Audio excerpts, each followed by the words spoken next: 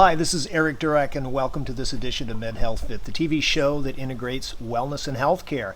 And today we are coming to you remotely here in Goleta, California, for one of our TV shows. And I have the absolute pleasure of introducing Alfred Pomerleau, who has a number of different jobs here in Santa Barbara, but one of them, how I actually met you, and welcome to the show, by the way. Thank you. And Eric. Thank you for having us in your beautiful location out here in Goleta. This is tremendous. What a great opportunity this is. But you wear many hats in town. One of them is of Asian medicine, and so you actually do private clinical practice, and we're going to talk about that in our next episode. About your whole primary care practice. But you also began in 2008 with your partner Deborah to start, I believe, one of the first juice companies in Santa Barbara, correct? Yes, in 2008 it was the first juice company on the West Coast. Oh my gosh, that just doesn't seem right with Los Angeles down there. They started in 2011. Okay, really? So you've been in the juicing business now 12 years. Yes. And how did you come about making juice? I mean, how did this idea sort of pop in your head? Well, in my early 20s, I spent some time at the Esalen Institute for about 13, 15 years. Okay. And that's in Northern California? Yeah, in Big Sur. Big Sur, that's right. And so we would annually or biannually, we would do juice cleanses. And so this woman, Jane Miletich, would actually set it up and provide all the ingredients and the juices, etc., where we could actually make our own juice and just drink it as a supplement to a regular diet or actually do cleanses. And so that's where I went into it full blown.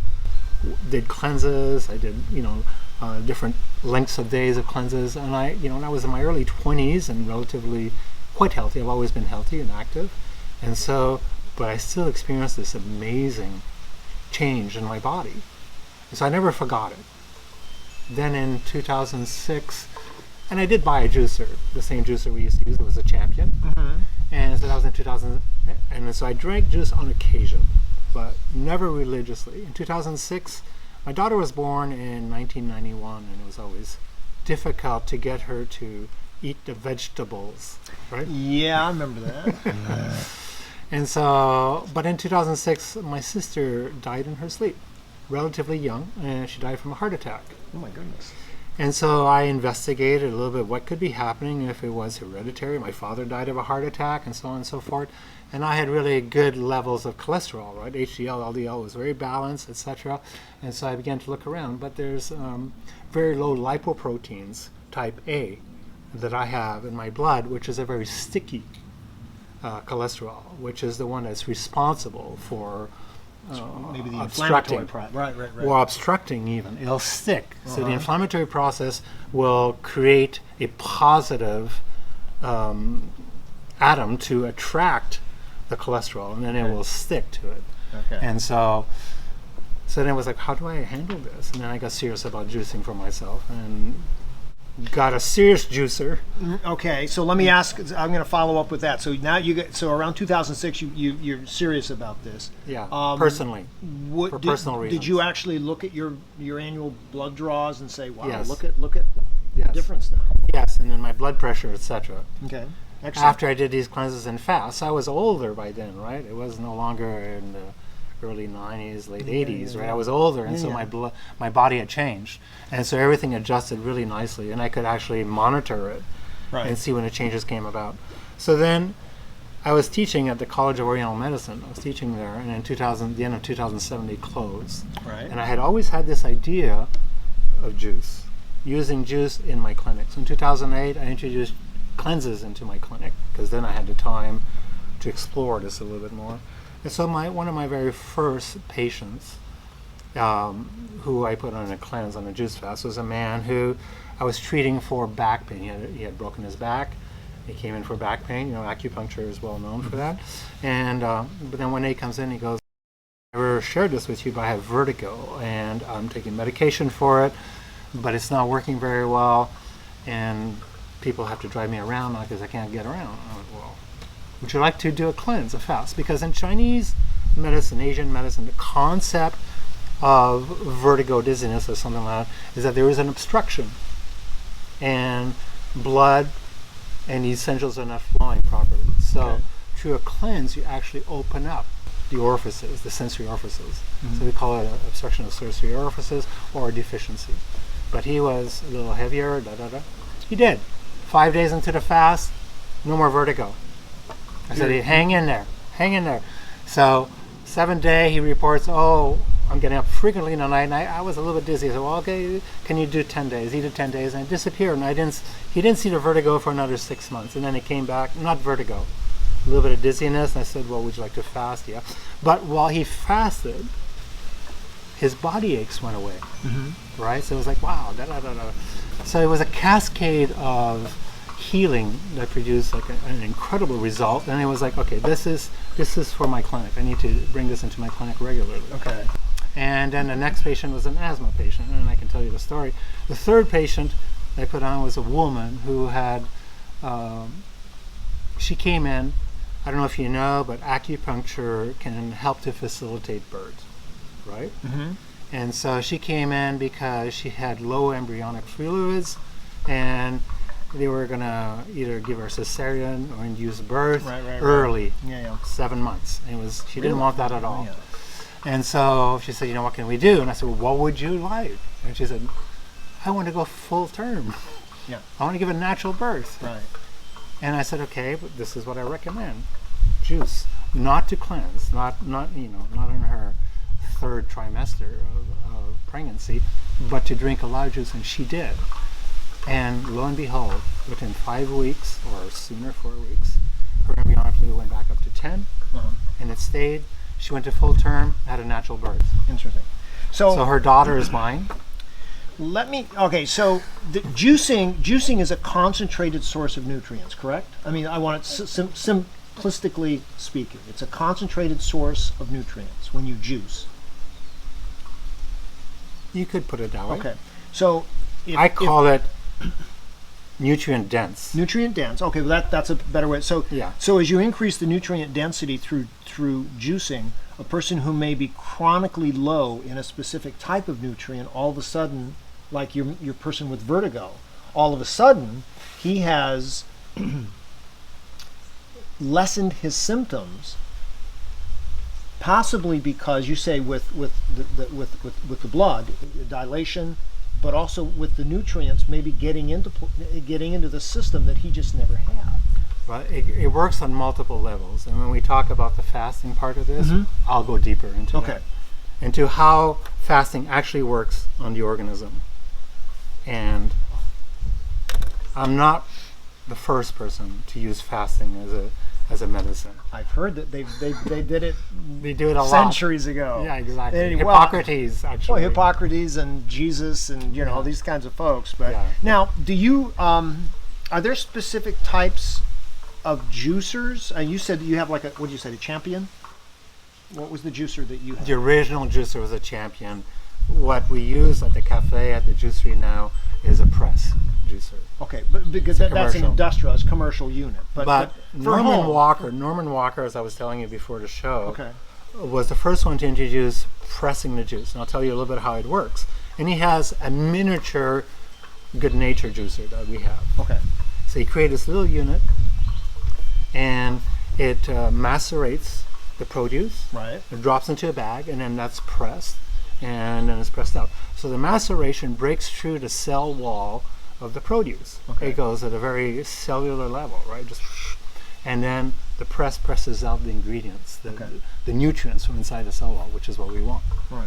So what happens is that the efficiency of a good juicer like that is more efficient than a lot of our digestive system. So that's another way why juice is so valuable. Okay. So you got... Well, I've always thought that when a person digests food, as they get older, their digestion and absorption gets a little bit worse as they get older, just because, I don't know, popcorn in your 20s, alcohol, this other kind of stuff. And accumulates in the intestines. Accumulates whatever, and then it just becomes a less efficient process. But with juicing, you can get a lot of those nutrients in right out past the stomach in the duodenum, because there's not really, it's all pre-digested. about that. It's pre-digested. So the nutrients are from the cells. They're already ionized. Right. They're suspended in a liquid, in one of the most hydrating liquids there are, right? The plants. Yep. They move the substances in and out of their cell wall constantly. It's the vehicle for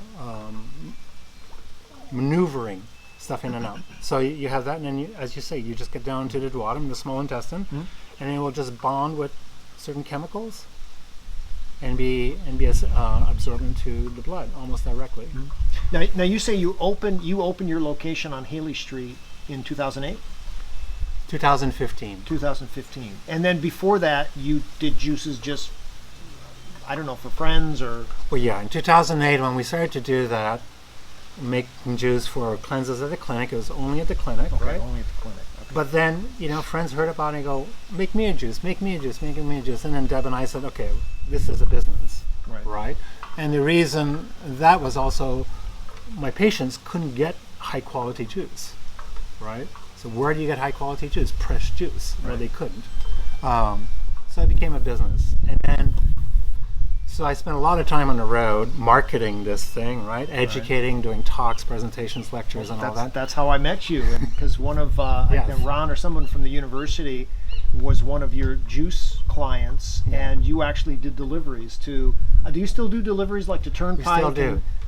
We still do, yeah. Not as many. The fires and the mudslides in Montecito. We ended up closing the Montecito and Carpinteria, and we've never reopened. So the cafe kind of took over that part. So they come to you now? Yeah, a lot of people come to us, but we still have deliveries like to gyms and things like that. People at the gyms want to have and I think that's a very, very interesting thing about and private businesses private also. businesses and stuff. So how much should a person juice? I mean, is it? And I definitely don't want to compare juicing to pharmaceuticals, but usually pharmaceuticals are scaled to body weight. If you're a young person taking insulin, you take this much, but if you're a big guy taking insulin, you take this much more. How do you actually know how much a person should juice just from a volume standpoint? So you kind of alluded to it a little bit earlier on, where you said that perhaps my first patient had these nutrients that helped them with their vertigo, etc. Right. So the approach is a bit of a shotgun approach, right, with juice. Or a symptom approach. Well, no. General treatment for anybody. Okay. So it's sort of a shotgun approach, and you oversaturate the body with nutrients. And because it's natural food, the body can process it and eliminate what it doesn't need. But believe me, I don't know anybody who doesn't need nutrients. And I will tell you that because the American Heart Association and the American Cancer Association recommends between 7 and 10 servings of fruits and vegetables per day, right? Right. That's about 1 cup of finely chopped vegetables. Right. That's 1 serving. Right. That's a lot of stuff to chew. Right. Okay. Harvard and Stanford go 8 to 13. So we'll take 10 as the recommended idea, the high end.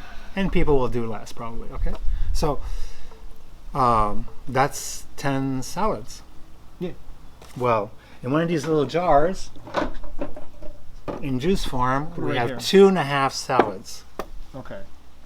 So if I drink a half Absorbable near 100%. Okay. Within minutes after drinking. Right.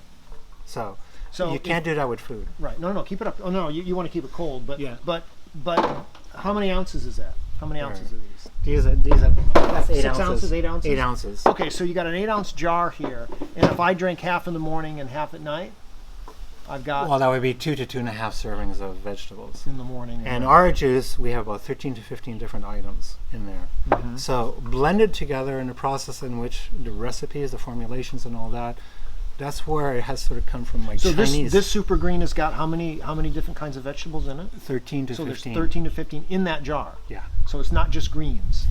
Well, it is greens. Well, it's not just Well, once you taste green it, peppers and whatever. Why don't I give you a little bit so you can taste it? You tell me what you can Okay. pick up in there. Okay. We'll do a shortcut. We're going to do this later, but let's do it No, now. we can do it now. So Okay. So usually, so it's overfilled usually, and it may spill a little bit when you open it. And that's because the things that break down the juice is light, heat, and oxidation. So it's overfilled to remove all the air as much as possible. Oops. Okay. Let me give you this much. All right, for so now. I'm gonna. So this is super green. This is our most popular drink. That's the one we sell the It most. was a very of. good year. No. Okay, so it tastes sweet and bitter at the same time. So I'm tasting like a celery. I'm tasting like a green pepper. I'm tasting cilantro and oregano. Take another sip here. I mean, lettuce. You don't really. I mean, I'm trying to think of what we buy at the market. Everything comes over. Everything that we have in the juicery is like about 98% local. We import other So things. how did I do? hello. How did I do? Did I get cilantro? I had a green pepper. No green pepper. Oh. I'm sure that there's any lettuces. Lettuce is not really a nutrient-dense vegetable. I mean, it's It mostly, is. It has an interesting profile. really because It I've has a always, really I've interesting always. profile. Well, I mean, the Different type lettuces. of lettuce. I mean, iceberg lettuce is not really. No, we're not talking, Yeah. we're talking about romaine, red leaf, oak leaf, those kinds of lettuces. So that's the super green. Let's go on to another one that you're gonna. So 13 different types. Now, there's no fruits in here. This is all vegetables. So what ones did I miss? Did I miss any red peppers or? no peppers. No peppers. No. So there's red leaf and romaine lettuces, Okay. kale, Kale. chard, celery, zucchini, Oh, really? Interesting. ginger, Ginger. That's fennel, dandelion greens, okay. parsley. Fennel, I can taste in there too. Yeah. So yeah. And And probably again, ginger. I normally fennel's not something that my wife cooks with or that we eat on a regular basis. So, but I know that I've had it and it does have a very strong taste. And when you say it's like, oh yeah, that's in there. Well, all of those are in there for medicinal reasons. So everything is medicinal. Right. Later on, we're going to talk about COVID-19 and the idea of pathogenesis and all that. Right, but in well, terms- this is extremely anti-pathogenic. Okay, so we'll save that Yeah, for the next one. that's one- But that's okay, one of so now the taste. There's a strong taste to it. There's a bitter taste to it. But I also said there's kind of a sweet taste to There it. is. That's very distinguishing of you. Well, I mean, I've had your blends before, so I've had the opportunity to sort of savor them a little bit. But Yeah. but do some people get turned off because Yes. it doesn't taste like Coca-Cola Yes. or root beer? I mean, Americans, sad absolutely. to say, is it's for a strong. I always warn them. People want to come in and do a cleanse, and I say, look, try our juice first. Right. See if you can actually handle this. So this is its brother or sister, Okay. and this is the one for the people that you just described The ones that don't want. that I don't, want any like of the that bitter stuff. flavor, right? So introduce a little bit of carrot and apple, yeah, into it. And you know what? I think this is the one that you had at the. It's called the university. original green. Right, the original. Oh, it's much less bitter. It's a calmer taste. It still has Has the it has a sweetness. little bit of it has a little tang to it. Yeah. But right, it's much more mild and a little bit more sweet. And I probably overdid the ginger a little bit today. I made the juice today, so I probably overdid the ginger a little bit. But in the winter season, we actually bring up the ginger because the ginger is amazingly, in Chinese medicine, we use ginger a lot for Okay. treating the common cold and other conditions Okay, like that. and we'll talk about Yeah. the clinical side. In terms of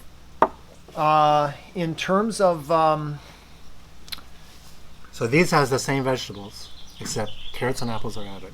okay. Two types of people. I want to talk about the clinical side in the next section, but just from a preventive side, I want to take how many ounces a day? 12? 16? I want to juice every day as part of my normal diet. healthy? Right. If you're healthy, you have nothing that you need to work on, then you drink 8 ounces of pressed juice. Okay. So why say the difference between pressed juice? So the one thing that most people are deficient in is nutritionally minerals. Minerals. That's what I was going to say. Most people do not have nearly the amount of minerals they should have. Absurd amount. And then we can go to a long list of the progressive diseases Right. because of mineral deficiency. Well, dead doctors don't lie. I actually went to hear him talk 20-some years ago and started reading his book about mineral deficiencies and then reading about some of these issues in the old prevention magazines from the 60s and 70s. And it's like, everybody's mineral deficient. Almost everyone. Yeah, but you cannot get minerals by going up the hill and mining them out of the hill and grinding them up and pulverizing them and making into tablets. Right. They're not bioavailable, right? Mm-hmm. Here they are. They've done the work for us. Right. But not really them. This is a whole system of agriculture. It's like, oh, the world is so incredible. And I don't know if we have time to go there, but... Well, maybe we can talk a little bit about, Yeah. because you know, from an agricultural standpoint too, I just read a report that oranges, which is sort of the staple of vitamin, the oranges got, and usually, normally an orange had about Vitamin C. 100 milligrams. Well, now they've been doing a lot of testing on vitamins because the nutrition is so poor in the soil now. Yeah. That they're down to about 30, 35 milligrams of Yeah. vitamin C for an average size. So they're down by half. I mean, they have less than half of the vitamins that they used to because, you know, Monsanto is our farmer now. So if you ever want to talk about, do a session on that, it's my hobby. My hobby is creating compost. Oh, compost. Well, Compost and restructuring the nutrient density back into the soil and how to do that. So Okay. I've got a few pods. up okay, there. so we got about 6-7 minutes to go, Oh, and wow. I want to finish this segment talking about fasting. Okay, so if I'm not fasting, about a glass a day, it's a supplement that I can have. But if I want to fast, If you want to make changes, 16 to 32 ounces. 16 to 30, well, I mean that's the only thing that I'm having, right? If I'm in a juice fast, that's what No. I'm having. If you want to make changes in your life, drink 16 to 32 ounces a day. Okay. Your friends there could do it for a while. Okay. So they're still eating their normal diets. They're not making any major changes. They're just adding something, 16 Exactly. to 32 ounces. And I remember that you had carrots, you had different colored, you had sort of a spectrum when you came out and spoke at the university. So you had different kinds of juices. So you've gotten 2 juices that we've seen here, but you actually have how many types? You can do 7 types of juices. And that's pretty much the staple of what because you could probably have 20 different kinds, right? So the one that you have now is called Original Green. Mm-hmm. And then this one, its sister is the Original Red. And these were that's- the first 2 we started with, right? Mm-hmm. And the business was growing by heaps and bounds, as you can imagine, right? 50% a year. We couldn't keep up. But in 2011, let's see, in January 1st, 2011, we were the only juicery in town. Okay. By June, there were 6. Oh my gosh. And I don't know The fad hit, right? And so, no, actually it was 2013 that it happened. Sorry, it was in Okay. 2013. 2011 is when Juice Press started in LA and all that. Okay. So it was 2013. And all of a sudden, we started to go like this. We started to collapse. And we had educated people. I had spent a lot of time educating people about what I'm talking to you about. Right? And it became a fad. And so people were going out and, oh yeah, try this juice. And there's no juice like juice.